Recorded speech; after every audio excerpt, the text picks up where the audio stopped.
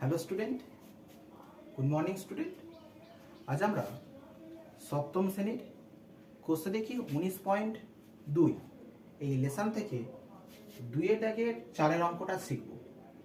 প্রশ্নটা দেখে নিই। x to the power 4 plus x to the power 2 y to the power 2 plus y to the power 4। কি করতে হবে? উৎপাদকের বিশ্লেষণ।